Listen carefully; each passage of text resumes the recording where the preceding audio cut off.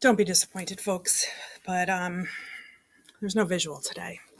The text itself, if you want, but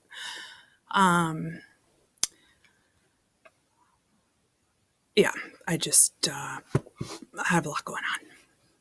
But some of you are waiting for chapter 3, so I'm going to give it to you. Okay, so chapter 3.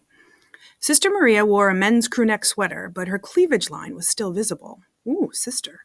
Running almost up to her clavicle, and her belly bulged beneath an electric yellow apron that read, "Hot stuff coming through." Oh, that's funny. My sister-in-law, Leslie, likes to wear aprons. I think, Jane, do you wear aprons? I don't know.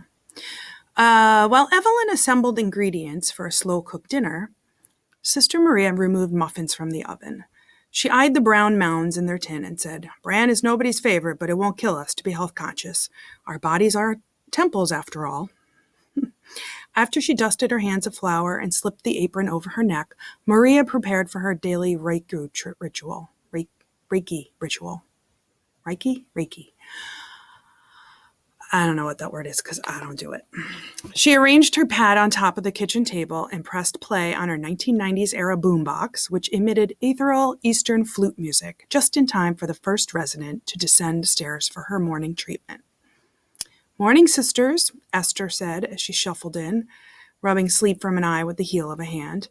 At 5'0", Esther was a compact woman from Haiti. She immigrated as a girl, so her speech offered only a trace of her roots, revealed most clearly when her puckered lips made short O's long, and when words beginning with TH, like think or thanks, sounded like they started with a soft, almost imperceptible D, like dink or danks, I guess. Her skin was smooth chestnut, her chest ample, and her limbs solid. So solid, Evelyn wondered why she had tolerated her ex-boyfriend's mistreatment for as long as she did. But Evelyn had been in this ugly business long enough to know victims weren't just at the mercy of their abuser's physical strength. Emotional control was often a more formidable force. Esther arrived on the sisters' doorsteps 2 months earlier with a bloody nose, an overnight bag, and a positive pregnancy test. She wasn't pregnant anymore.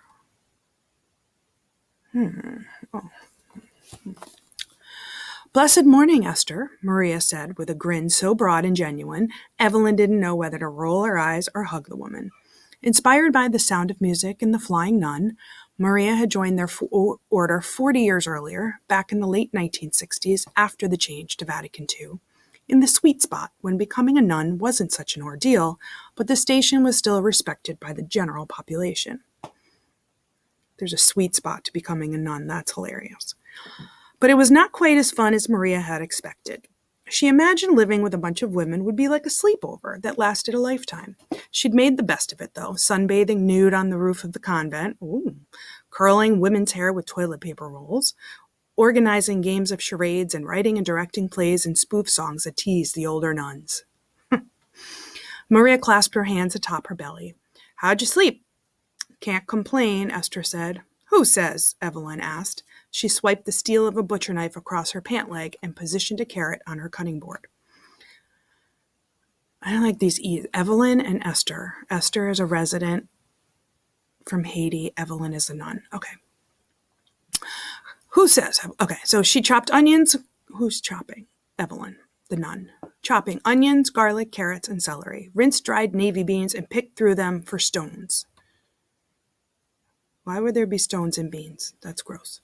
Measured water for broth, and shook in thyme, paprika, rosemary, and salt. All the while, at her back, Maria circled the transformed kitchen table. She cupped Esther's ears, pressed her thumbs into her forehead, lay her hands on her stomach, clasped her hips, and squeezed her feet. When she was done with physical contact, she stepped back, raised both palms as if to beseech the immobile Esther to stop, and concentrated on casting positive energy in her direction. Finally, Maria approached the table once again and gestured over Esther in grand sweeping motions, cleansing her aura. When they first launched Mercy House decades earlier, Evelyn wasn't just skeptical of Maria's Reiki practice. She disdained it. Me and Evelyn. Maria might be gullible enough to buy into all that Japanese energy and aura bukkake, but that didn't mean Evelyn had to. And why should hours of that nonsense excuse Maria from household chores? But the residents did seem to sit up from her table, calmed, reassured, and more at peace. After months of begging, "Please, Evie, Ray means God's wisdom. Let me share with you what little of God's wisdom I have to offer. It's my ministry, damn it." Evelyn relented and allowed Maria to perform her practice on her. And while Evelyn didn't think she gained anything from the energy beaming or aura cleansing portion of the routine, if nothing else, she did find great comfort in being touched. Without a lover or even any close family members, when else in her life did she experience such prolonged human contact? Aw, who doesn't like a nice long hug? The warmth of Maria's hands resting so assuredly on her breastbone stilled her pulsing anxiety. It caused Evelyn to recall a moment back at the convent when she was training to be a nun. Her friend Eloise had sensed Evelyn's loneliness, her distress, and had placed her hand on Evelyn's. And it made all the difference. Physical communication had been a powerful thing when words were forbidden. The residents of Mercy House, who had suffered so much violent interaction, deserved to feel a healing, nourishing, loving hand on their skin. Who was Evelyn to deny them that? And who knew? Maybe there was something to the energy in Aura Bullcocky, too. "Morning," a small voice said from behind Evelyn. Evelyn turned to find Lucia in the doorway, leaning against the wall as if hoping it might camouflage her. "Lucia, good morning. How'd you sleep?" "Okay, thanks," she said. Evelyn smiled, nodded curtly, and then focused her attention back to the counter. She placed the lid on the slow cooker, turned the switch to low, and began to replace the seasonings into their rack when Lucia said, "It was all right for a night." Gripping the rosemary, Evelyn's hand stilled in midair and she rotated slowly. She caught a deliberate look from Maria, a warning to be gentle, to be less Evelyn-like. She nodded, inhaled through her nostrils, and faced Lucia. Could you imagine? She must be like, "You ungrateful little snot." "Dear, this isn't a Super 8. Women don't normally stay here for only one night." Lucia shifted in her stance. "Why the hell not?" Maria coughed to tell Evelyn she wasn't being sweet enough, sensitive enough. Evelyn had to forcibly control her eye roll, oh my God, I know what that's like, and put on a more nurturing voice than came naturally to her. No matter how long she did this, she struggled with patience and with guiding girls into making their own decisions rather than telling them directly what was best. Because healing takes time, and more often than not, violence comes from the home. It isn't usually easy to find a new home so quickly. Lucia's jaws jutted to the side, and she said even more quietly, "Who said I wanted a new home? Who said I wanted a new anything?" Evelyn placed the rosemary shaker back onto the counter. A voice in her head screamed, He hurt you over and over again. You deserve to be loved and to be loved." But instead of saying any of that, she gripped her hands at her waist and dug a thumbnail into the skin of her index finger. "Might you be able to stay here at least one more night, just so you can think things through? That way we have the chance to talk about your options." Lucia stared down at the floor and gently kicked her foot against the kitchen tile. "I guess." Evelyn clapped her hands together. "I guess is good enough for me," she said, although it certainly wasn't. "Well, I have to run, but if you need anything, please place your order with Sister Maria here." She set a few of Maria's bran muffins aside, tipped the tin so that the remaining ones tumbled into a basket, and then hooked her wrist beneath the basket's handle. After a nod to Maria, which she hoped communicated, "Are you happy?" or more, "Are you happy now?"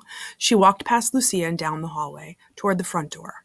But at the coat rack, a thought occurred to her, and she paused to lift her Mets cap. Off it took. Go Mets. "Don't wait up," she said. Where is she going? The homes on Chauncey Street were as diverse as the woman who arrived at Mercy House. One side was lined with eggshell brick, 4-story tenements, dulled by years of dirt and dust. Some fronts were ornamented by fire escapes, like conspicuous facial piercings. Some had decorative red and green molding like bold makeup. Some walkways were gated to add an extra layer of security, or at least the illusion of security, since many gates weren't locked. Some exteriors were made inviting, with potted plants, while others had bars installed over their windows. Opposite the apartments, on Mercy House's side of Chauncey Street, were red brick row houses. Mercy House shared one wall with the Sahas, a quiet Indian family of 8, including parents, grandparents, and 4 children under the age of 10. Naveen, the father, was an anesthesiologist back in his home country, but was currently working in a restaurant on Atlantic Avenue while he took the United States medical licensing examination. Aw. Evelyn felt sorry for him. Oh, see, so do I. Me and Evelyn, very similar. How unfair to be told you might not be qualified for the very job to which you've dedicated your life. But she did appreciate the periodic containers of tomato coconut soup he left on their front step. Mercy House shared its other wall with a group of recent college graduates of the new school. Ugh, the new school's on the corner of my middle school in Union Square. I'm not a fan. She didn't know much about them, except that they liked to blast indie rock music after midnight, and based on the withered skeleton of a pine tossed on their sidewalk that morning, they were late throwing out their Christmas tree. Evelyn liked the look and feel of the connected dwellings on Chauncey Street. It was almost like they were all holding hands down the block from Ralph to Howard Avenue, a community forced by architecture. Although there was a lot of turnover, especially as the culture of the neighborhood evolved, there were also some longtime residents, people who were there that terrible morning a few years earlier when Evelyn woke to find the word whores spray painted across the outside of their home in thick black letters. Maybe the hateful artist would have preferred the scarlet ink of Hester Prynne, but it would have blended too well with his red brick canvas. Several of Chauncey Street's habitants came outside that day, toting buckets of soapy water and sponges. Evelyn had to buy graffiti remover and rent a pressure washer to erase that ugly word, but the offers of help were still appreciated. Evelyn had recently enjoyed her favorite part about the block. During the holiday season, she distributed battery-operated candles equipped with a timer to each home, and every night at 5 p.m., all the windows lit at once. Oh, that was nice. So she did that. It was important that the women of Mercy House could look out the window, see all the flames glowing around them, and be comforted, especially at Christmas time, when they were away from everything they knew. And Evelyn wanted potential residents of Mercy House to turn onto Chauncey and know it was a place for shelter, a sanctuary street. "How you doing this morning, sister?" Evelyn gripped the icy iron railing with her free hand and steadied her feet on the steps before she looked up. Across the street, Joylette, a single mother of 3 teenage boys, was hanging laundry on her second-floor fire escape. Evelyn risked releasing her hold in order to wave. "Just fine, thanks. You finally have a day off?" "Has hell frozen over?" "Not that I've been told." "Well, then I guess my shift starts in 25 minutes. "Do those handsome boys of yours appreciate how hard you work for them?" "Has hell frozen over?" Evelyn laughed and ventured another step. Maybe it should. She allowed herself one more glimpse up at Joylette. She wished she could offer to help, no, insist on it, to relieve that woman who took it upon herself to run her family's world so she could have the time, the luxury, to stop for a coffee and sit before work. But Evelyn had her own world to run. "The Mets suck," Nigel barked as Evelyn approached. They must be in Brooklyn. He sat against the steel grate, oh, they are, yeah, of a closed storefront on Ralph Avenue, around the corner from Mercy House. A navy knit cap was pulled over straggly straw-colored hair, and a bushy gray beard tickled his chest. He was dressed in appropriate layers for the cold, and Evelyn was pleased to see he was still wearing the bubble coat and work boots she'd given to him for Christmas for the previous month, that he hadn't pawned them for something less noble. "I like an underdog," she said. Underdog? Now there's TV worth watching. Oh, remember that show? Oh, now I'm distracted by Underdog. What was his little girlfriend's name?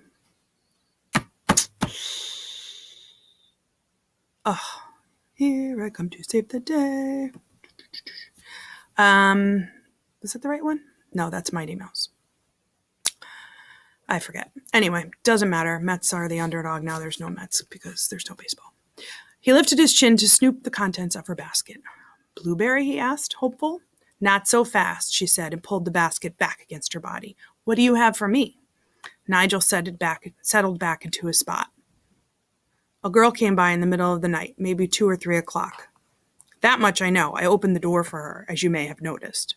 He glared up at Evelyn and sighed. "Was I finished?" "Not sure of her people. Spics, probably." Evelyn swallowed her urge to address his hateful language. Curses were one thing, prejudice was another, but she had more pressing matters. Was she followed?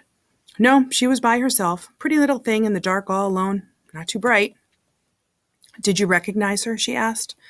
Nigel sucked his bottom lip into his mouth until his top teeth scraped the hairs of his beard. She raised her eyebrows. Well? 4 muffins. You aren't my only stop, you know, she said. He shrugged and turned his head away to show his indifference. This was their dance. 3 muffins. Nigel faced her again.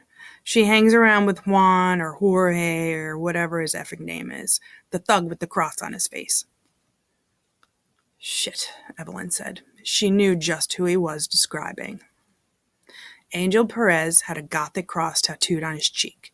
The tip was a dagger, and it dripped inky blood down his neck. He was also a ranking member of Los Soldados, one of the most violent gangs in Brooklyn. To be initiated, you had to murder a stranger. Shit. Yeah, shit. It hits the fan. The world goes to it. You can sprinkle glitter on it, but it still stinks. Hey, you may not like the info, but that doesn't mean it's free. He extended his hands, and she plucked 3 muffins from the basket and deposited them into his open palms. He smiled smugly as if he were getting away with something, and then took a bite. Evelyn walked past him toward her next destination. This ain't blueberry, Nigel cried after her. It's bullshit. That's what it is, sister. Bullshit. I love it. Before Evelyn panicked, she wanted to determine the exact gravity of the situation. She needed more information. As she walked north on Ralph Avenue, a sharp wind cut through the fabric of her coat and chilled her skin.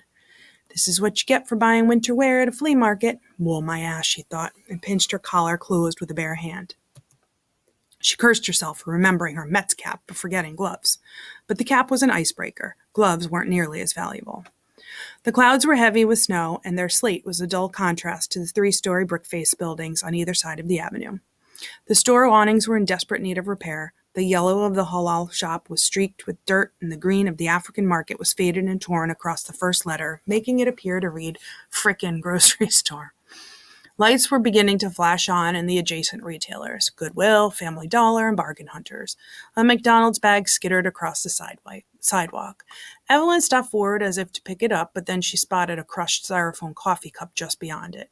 It would be impossible to clean the entire street, so what was the point in disposing of a single bag? Morning, sister, a childish voice said from outside her peripheral vision. Evelyn rotated stiffly to find Alfred, a 10-year-old boy from her parish, zipping around the corner on Heelys, sneakers whose back end housed a wheel. Alfred's mother didn't get off from work until noon on Sunday, after all the English services, so they were one of the few African-American families who attended the Spanish Mass. Morning, Alfred. Don't break your neck, Evelyn said and hurried onward. St. Joseph of Mercy Church took up the entire next corner, sharing the intersection with a Popeyes, a Western Union, and a deli grocer run largely on food stamps. The church's Gothic Revival architecture included a main house and a tower capped by 4 spindly pinnacles, a rose window at the center, and 3 white marble arcades at the entrance accented the facade. It was a beautiful piece of history, made even more stunning in contrast. The church was sandwiched between rundown row houses to the east and the Hong Kong City Chinese restaurant to the north. This was an unusual sight in Bed-Stuy, where over 8,000 buildings were constructed in the 19th century. Miss Linda sat hunched on the bus stop bench in front of the church. The hem of her pink leopard print skirt fell at her shins, revealing bare, ashy ankles. Her once white sneakers were now sooty with filth and peeling at the toes. Miss Linda, please go sit inside, Evelyn said, gesturing to the church. Her words came out more impatient than she intended. I don't want to bother no one. Who is there to bother? We can hardly get people there on Sunday, never mind at 8 o'clock on a Tuesday morning. The place is empty. Miss Linda's gaze drifted up to Evelyn's and lingered for a moment before dropping back to the sidewalk. Her jaw shifted from side to side. I abuse your generosity. I shouldn't make a habit of that. Well, why the hell not? I'm fine just where I am. Oh, for Christ's sake, I have things to do, Miss Linda, but you know I can't leave you sitting out here in the cold. Please just go inside so I can be on my way. If you insist on being a knucklehead, you can come back out as soon as you defrost. She nodded slowly, maybe just for a minute. Good, and take a couple of these. She handed Miss Linda 3 muffins, one at a time, which the woman slipped into the black plastic bags at her side. Miss Linda placed her hands on the bench and heaved herself to her feet. I hope you accept as much kindness as you give, sister. It ain't right to be the one always dishing it out. It just ain't right, she said, and ambled toward the church entrance. Evelyn continued north on Ralph Avenue for another quarter-mile, pausing once more to provide a homeless man a bit of breakfast. Then she turned right onto Gates Avenue. Bedford-Stuyvesant, or as the natives call it, Bed-Stuy, was undergoing a transformation. Like many other Brooklyn neighborhoods, it was once so dangerous Evelyn hesitated to stop at red lights. But now, for better or worse, it was gentrifying. Starbucks was creeping onto the borders near Park Slope and Clinton Hill. Fringe bakeries began to peddle overpriced donuts or cupcakes or whatever the hell was the current trend. Mothers pushed baby strollers down the sidewalks on their way to vegan smoothie shops. Joggers appeared as if from nowhere. Rents skyrocketed. There was even a Whole Foods. Where once a drunken stranger had groped Evelyn without any passerby intervening, it was now becoming an area you could walk around with complete confidence, at least during late daylight hours. North of Gates Avenue trailed a bit behind the rest of Bed-Stuy's evolution cycle, and at night crime trickled down from that zone. Evelyn still wasn't surprised to read about local robberies, stabbings, or shootings in the morning paper. Several housing projects also happened to be located north of Gates Avenue. In fact, some Mercy House residents came from summer houses or the Tompkins projects.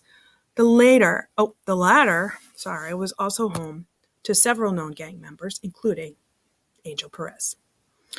Evelyn found James in an empty parking lot, leaning against a brick wall painted with a mural of Bed-Stuy porn and bread wrap. Porn? No, there's no porn here. I'm going to start again. Evelyn found James in an empty parking lot, leaning against a brick wall painted with a mural of Bed-Stuy born and bred rap artists. Fabulous, Mos Def, Biggie Smalls, and Lil' Kim. The previous graffiti on that wall had been phallic and uninspired. Evelyn thought it was a shame this muralist wasn't paid for his or her contribution to the community. "Morning, James," Evelyn called from a distance to afford him enough time to tuck away his liquor. "Mr. Sister," James said, returning her greeting with a nickname he invented after watching her fend off a mugger. He'd never met a nun with such a set of balls. "I need some information." Evelyn was out of breath from the mile-long walk, and her knees and ankles ached beneath the weight of her body. Why would she be so heavy if she's doing all that exercise every day? Moisture pooled beneath her breasts, which had rounded to a size that would have made her younger self envious, but had in the last couple decades fallen to rest on her belly, as if they were defeated by the knowledge of their ultimate futility. My goodness, she leaned her rump against the hood of a rusted sedan. "It's yours if I got it." A woolen hat embroidered with a single snowflake peeked out from beneath the gray sweatshirt hood. Evelyn found the design incredibly endearing. "How much do you know about Angel Perez?" She rooted around in her basket. 4 muffins remained. She handed one to James and took a bite from another. "I know he's a mean-ass son of a bitch." James lifted the muffin as if to toast Evelyn and then took a bite. "How often do you see him around here?" "Often enough." "Do you recognize who he's with? Friends? Girlfriends?" James eyed Evelyn while he chewed. "If you're asking something, go ahead and ask it." Evelyn struggled to swallow the bran. The walk had parched her. She could use a long pull from a water bottle, or better yet, a beer. Yes, I knew I liked her. And her mind ran through a list of the nearest convenience stores. Is he the type who rotates girls in and out, or does he put his claws into one at a time? James chewed and stared at her dully. The whites of his eyes were cloudy, perhaps yellowed. It reminded Evelyn of her father's in his last years, and she wondered if James suffered from liver disease, if he sought medical attention for it, if he was even aware of the possibility. "I don't spend time in the boys' bedroom, but I'd wager a bit of both." "Well, what do you mean?"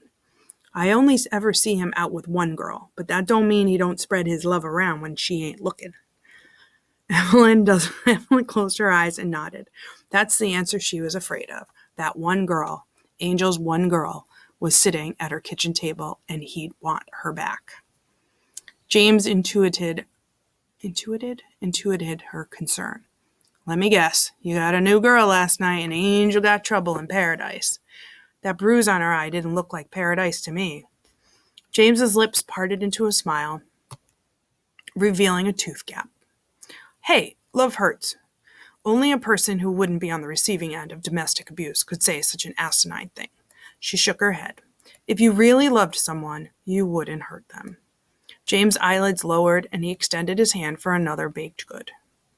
"Maybe you ain't never really loved nobody." Her final stop was a necessary evil. "Ooh, sister, what are you getting me into here?" At the end of Gates, she turned to head north on Broadway, an avenue that ran under the J train. The steel beams of the track overhead created the illusion of being inside a tunnel, and when the train thundered above, her whole world rattled and screeched. It almost felt like the locomotive roared right through her. She was now in the section of Bed-Stuy where bananas sold for 19 cents a pound, people took buses to work rather than the subway, and liquor store owners had to sit behind bulletproof glass. A few vacant storefronts with roll-down security doors were marred by illegal graffiti. The acrid scent of piss stung Evelyn's nostrils, and she walked a little faster. Ugh. It was like the Bridgeport train station when I used to go to Laurelton. If I ever had to go in the Bridgeport, I have to hold my nose or run up the stairs to the other side of the platform. Oh, God, it was awful. Anyway, she was early for her next appointment, so she stopped in a bodega for a bottle of water and a bag of potato chips for Lucia. While she waited to be rung up, her eyes scanned the New York Post, their neighborhood's periodical of choice. She still remembered the front-page story about Umar Farouk Abdul-Muttalib, the infamous underwear bomber, who had hidden explosives in his pants and attempted to detonate them while on board a Northwest Airlines flight on Christmas Day. Oh, there we go. The headline had read, "Great Balls of Fire," in all caps. Yes, the New York Post does have great cover page titles. That paper couldn't take anything seriously. Evelyn passed the G-Spot, a clothing store where mannequins posed in the display window wearing lycra dresses with holes cut in odd places and fake leather pants with corset ties up the legs. Evelyn imagined trying to shimmy her way into one of those outfits. Lord help us all, she said. The door of Avenue Pharmacy dinged as Evelyn pushed it open. All right, she's going with this. Necessary evil is a pharmacy. Steve was doing his morning count at the open register. He thumbed the bills faster than a bank teller. Evelyn found the swishing sound almost soothing. Her small cardboard box was already waiting on the counter. She pulled it against her hip and nodded at Steve, not wanting to interrupt. He nodded back, his lips working through the numbers. His white coat was stiff with starch and impeccably clean, but his features were tired and almost hung from his face, and his eyes, positioned just too close together, were dull. Perhaps the light had extinguished back when necrotizing fasciitis poisoned his son's blood and killed him. Oh, poor guy. Surely that was the reason Steve agreed to this arrangement. Here we go. Evelyn felt guilty leaving him looking so downcast, but she had an appointment to make. Besides, she'd be back in 30 minutes. She'd minister to him then. Sharpie was already waiting on the sidewalk outside Miss Bubble's laundromat, his hands shoved into the front pockets of his jeans. When he saw Evelyn coming, he nodded and dipped inside without waiting for her. The place smelled of sitting water and detergent. Sharpie lounged on a folding chair in the shadows of the back corner. Evelyn didn't know where Sharpie got his nickname, but she'd guess it was the dark eyebrows that looked like they'd been drawn in. But it could just as easily have been his frame. He was tall enough to be mistaken for a basketball player, and thin enough to be named for a permanent marker. "Hey, Sharpie, you want a muffin? I have one left, just for you." His ebony eyebrows pulled together as if her suggestion was ridiculous, but they quickly relaxed. "Yeah, okay." The laundromat owner, an older Asian woman, slipped into the back room out of sight. Evelyn hated the idea that she was involved in a transaction this woman didn't want to witness, and she wondered what debt Sharpie held over the woman's head that obligated her business to host his seedy operations. "Let's trade then," Evelyn said, and placed her last remaining muffin on top of the cardboard box. Sharpie took both. Then he stuck his free hand inside his Timberland winter coat and pulled out a sterile sampling bag filled with used syringes that she'd bring back to Steve. Oh, that's not so bad, is it? I don't know. This wasn't Evelyn's preferred strategy for addressing the drug problem in her area. In fact, she'd tried several more palatable methods. She'd found dealers alternate jobs at soup kitchens. She'd found dealers alternate jobs at soup kitchens, restaurants, grocery stores, but they all eventually quit and went back to the streets, where they made more money on their own schedules, of course. She'd posted flyers about Narcotics Anonymous meetings, and when they were inevitably torn down, she'd posted more. She'd even tipped the cops off to when and where drugs were sold, but she soon discovered that when dealers were arrested, others simply rose up to take their place. After years of fighting and failing to purge the area of drugs, she resigned herself to at least making users safer, to reduce the incidence of hepatitis, HIV, tetanus, and other bacterial infections. An opportunity presented itself when a lapsed Catholic she knew from his boyhood became the head honcho of the local drug circuit. She approached him on the street one day and appealed to the guilt and fear her religion tended to embed in its faithful, promising to pray for his deceased father's soul if he agreed not to sell to kids younger than 18, and if he provided sterile needles to his users along with their junk. Sharpie reluctantly agreed. His father had been convicted of 2 counts of murder in the first degree. His soul would need her prayers. Talking Steve into the needle exchange program was easy. He was a good person, and the cause made him feel connected to his deceased son. But Sharpie refused to pick up or drop off the needles himself. That was fine. Evelyn wouldn't have trusted him to anyway. Like it or not, she had to stay involved. I score food and you walk with some filthy-ass needles? Sister, you got the shit end of this deal, Sharpie said and bit into the muffin. Why is that so terrible? I don't understand. Is it illegal for her to pick up clean needles? And hand out clean needles? I thought that's what people are supposed to do. I don't know. She held the sterile sampling bag by its corner. The skinny syringes inside probably contained blood and residue of the brown heroin that obliterated the mental anguish plaguing so many. The same anguish that had plagued Evelyn in a previous life. Really? And sometimes snuck its way back into her current one. She'd never gone so far as opioids. In her darkest days, she'd turned to the Irish drug of choice and had floated on alcohol's current for much of the 1960s.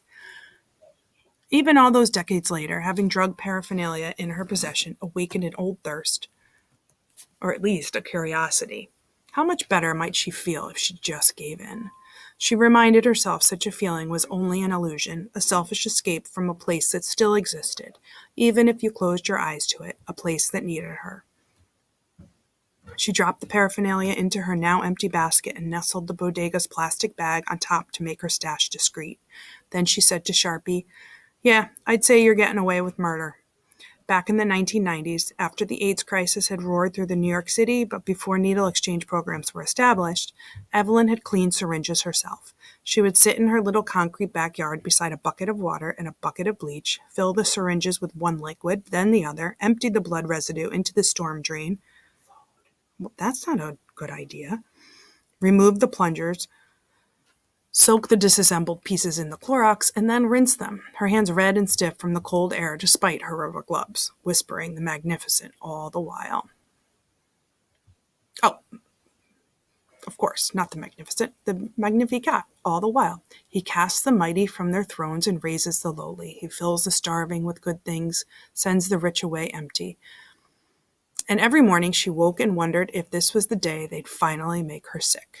At least this was better than that. All right, that's chapter 3.